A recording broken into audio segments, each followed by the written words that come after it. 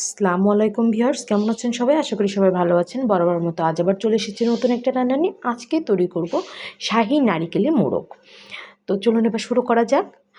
এজন্য প্রথমে আমি একটি দেশি মোড়ক সুন্দর করে কেটে ধুয়ে পরিষ্কার করে নিয়েছি।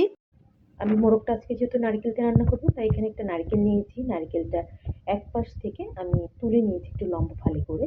তার পিছনে যে কালো অংশ আছে সেটা রিমুভ করে নিচ্ছি। আপনারা চাইলে এটা দা বা বটির সাহায্য করে নিতে পারেন। তো আমি এখানে এরকম একটা পিলার দিয়ে রিমুভ করে নিচ্ছি। তো যেভাবেই আপনি ইচ্ছা করতে পারেন এটা। এই নারিকেলের যে টুকরোগুলো আমি রিমুভ করে নিলাম, এখন এগুলোকে জাস্ট নারিকেলের মধ্যে যে পানিটা ছিল সেটা দিয়ে ভিজিয়ে রাখবো। যেহেতু আমার নারিকেলের পানিটা একটু মিষ্টি ছিল, তাই সেটা দিয়ে ভিজিয়ে রাখছি। আপনাদের নারিকেলের পানি যদি মিষ্টি না হয় সেক্ষেত্রে একটু হালকা চিনি দিয়ে ভিজিয়ে রাখবেন, আর যদি টক হয় তাহলে দেওয়ার দরকার নেই।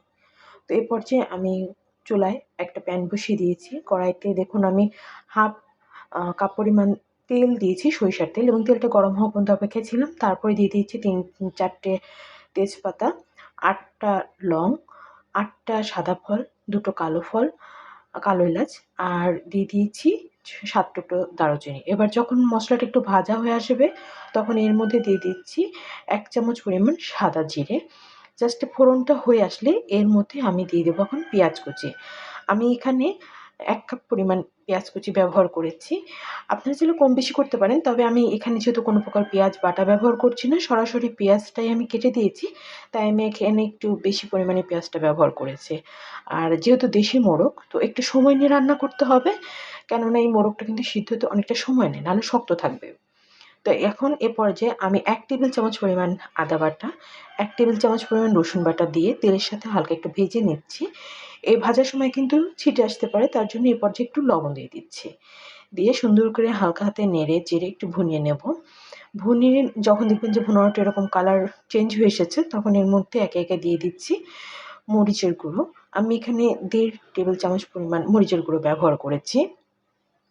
আপনারা চাইলে ঝালের পরিমাণটা কম বেশি করতে পারেন। আর দিয়ে দিচ্ছি 1 চামচ পরিমাণ হলুদের গুঁড়ো, 1 চামচ পরিমাণ সজের বা ধনিয়ার গুঁড়ো। আর দিয়ে দিচ্ছি এখানে আ একটু খেয়াল করে দেখেন যে অল্প একটু পরিমাণ দিয়েছি গরম মসলা গুঁড়ো। যেহেতু আমি এখানে আস্ত গরম মসলাটা অনেকটাই বেশি পরিমাণ ব্যবহার করেছি আর অনেক সময় নিয়ে রান্না করতে হবে, তাই এখানে আমি গরম মসলার গুঁড়োটা হাফ চামচ দিয়েছি বললেই চলে। এরপর যে একটু পানি দিয়ে সুন্দর করে কষিয়ে নেব, যাতে কোনোভাবে কাঁচা স্মেলটা না থাকে। তো সুন্দরভাবে কষিয়ে নেওয়া হয়ে গেলে যখন দেখবেন যে মশলা থেকে এরকম তেল ছেড়ে দিয়েছে, তখন বুঝবেন যে আপনার এই মশলাটা কষানো হয়ে গেছে। তো এর মধ্যে তো আমি এখন মিক্স করে দিচ্ছি যে মোরগটা আমরা আর কি কেটে ধুয়ে পরিষ্কার করে রেখেছি, সেই মোরগের মাংসটা। মোরগের মাংসটা আমি এখানে কোনো প্রকার চামড়া ব্যবহার করিনি। আজ সরাসরি আমি চামড়াটা আলাদা করে রেখেছি। আমি সরাসরি যে মোরগের মাংসটা সেটা ব্যবহার করেছি। কারণ দেখা যায় যে অনেক সময় রান্না করলে যদি গেস্ট আসে, তো তখন এই চামড়াটা নিয়ে একটু হ্যাজেল মানে পোহাতে হয়। তো আমি এই জন্য চামড়াটা আজকে দেইনি। তো এই পর্যায়ে দেখুন আমি সুন্দর করে মশলার সাথে নেড়েচেড়ে মিক্স করে নিয়েছি। নিয়ে ঢাকনা দিয়ে ঢেকে দিচ্ছি। আমি প্রায় কিন্তু 7-8 মিনিট পর এসেছি। দেখুন পানি ছেড়ে দিয়েছে কিন্তু। অল্প পরিমাণে পানি ছাড়ছে। ও আরেকটা কথা, যেটা এ পর্যায়ে কিন্তু আমি চুলার জালটা মিডিয়াম টু লো এর মাঝামাঝি রেখে এটা কষিয়ে নিচ্ছি। কারণ হাই হিটে যদি কষাই আমরা, তাহলে ঝোলটা খুব দ্রুত শুকিয়ে যাবে এবং মোরগের মাংসটা কিন্তু সঠিকভাবে কষানো সম্ভব হবে না। এর ফলে কিন্তু ভিতরে ঝাল মশলাটা প্রবেশ কম করবে এবং খেতে টেস্টি লাগবে না। তো আমি এই মাংসটা টোটালি 40 মিনিটের সময় লেগেছিল আমার কষিয়ে নিতে। বলা চলে যে গরুর মাংস রান্না করতে হয়তো আমাদের এর থেকে কম সময় নিয়ে কষাতে হয়। তারপর আমার এটা সময় লেগেছিল। এ পর্যায়ে দেখুন আমার কিন্তু 30 মিনিট অলরেডি চুলার উপর আছে মোরগটা। এখন আমি দিয়ে দিচ্ছি যেই নারিকেলের পিল করে রেখেছিলাম সেই নারিকেলগুলো। তো এখন এই নারিকেলের সাথে আমি 2-3টে আলু দিয়েছি।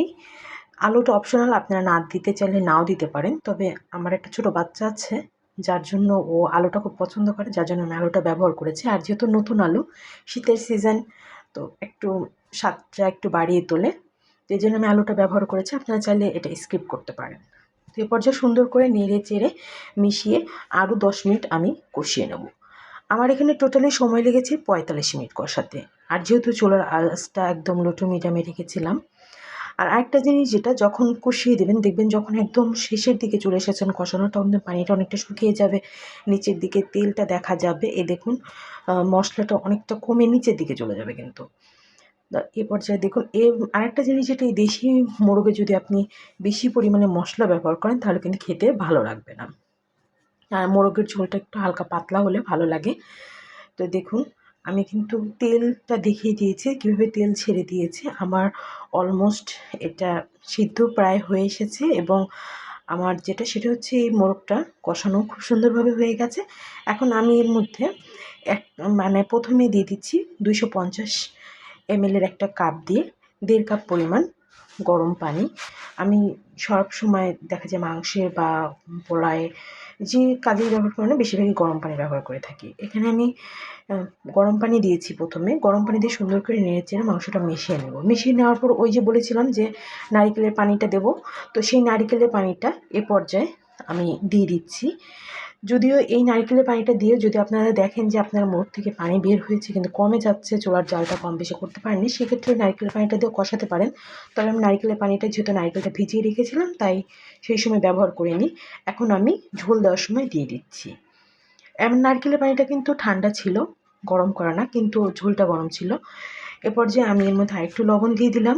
লবণ দেওয়ার পরে আমি এইটা আবার একটু সুন্দরভাবে ঢেকে রান্না করব। এখন দিয়ে দিচ্ছি কিছু কাঁচামরিচ। একটা জিনিস, লবণ একেবারে দেবেন না, যেহেতু আমরা এটা নারিকেল দিয়ে রান্না করছি। নারিকেলের মধ্যে কিন্তু খুব দ্রুত লবণ অ্যাবজর্ব হয়। এর জন্য একটু নারিকেলটা চেক করে দিবেন ঝোলটা আর কি, যে আপনার লবণটা কেমন হয়েছে। এখন দিয়ে দিচ্ছি 1 চামচ পরিমাণ কালো এবং সাদা গোলমরিচের গুঁড়ো। যখন এটা দেওয়া হয়ে যাবে তখন সুন্দরভাবে আলতো হাতে নেড়ে দিয়েছি। এখন এই বলক তোলা ঝোলের উপরে দিয়ে দেবো 1.5 চামচ পরিমাণ জিরে গুঁড়ো। আমি কিন্তু এখানে জিরে বাটা ব্যবহার করিনি। আমি এখানে জিরেটা জাস্ট হালকা তাওয়ার উপর টেলে নিয়ে গুঁড়ো করে দিয়েছি। এতে সুন্দর একটা ফ্লেভার আসে এবং জিরার টেস্টটাও আসে। তো দেখুন আমার কিন্তু এ পর্যায়ে বলকটা অনেক জোরে আছে, তো আমি ঢেকে দিচ্ছি এবং চুলার জালটা লো টু মিডিয়ামের মাঝামাঝি করে দেবো। আবার যখন চুলার দেখুন খুলে দেখা দিচ্ছি, তখন কিন্তু চুলার জালটা একটু জোরে দিয়েছি, কারণ যখন আমরা ঢাকনাটা খুলি তখন কিন্তু ভিতর থেকে হিটটা বের হয়ে যায়। তো এর জন্য একটু জোরে দিয়ে যদি খোলা যায় তাহলে হিটটা ব্যালেন্সিং হয়। তো দেখতেই পাচ্ছেন আসলে দেশি মোরগের ব্যাপারটা হয় কি, একটু শক্ত থাকে, যেহেতু অনেক দিন ধরে এটা আমরা যদি ঘরে পালি তো দেখা যায় অনেক দিন বয়স হয়ে যায়, আবার বাইরে থেকে কিনলে সেক্ষেত্রে দেখা যায় যে ফার্মের মতো হয়।